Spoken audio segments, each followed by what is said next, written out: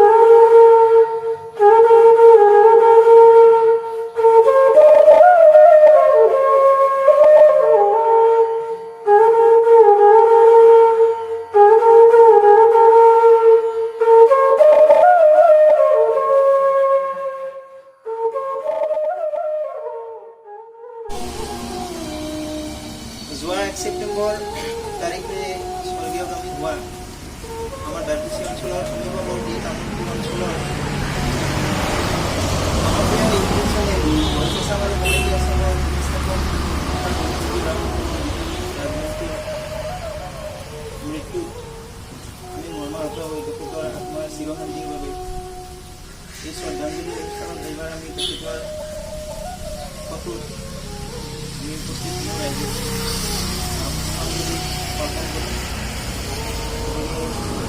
সকলোকে তেখেতৰ আত্মাৰ চিৰশান্তিৰ কাৰণে পুষ্পাঞ্জলি অৰ্পণ কৰিবলৈ মই আহ্বান জনাইছোঁ।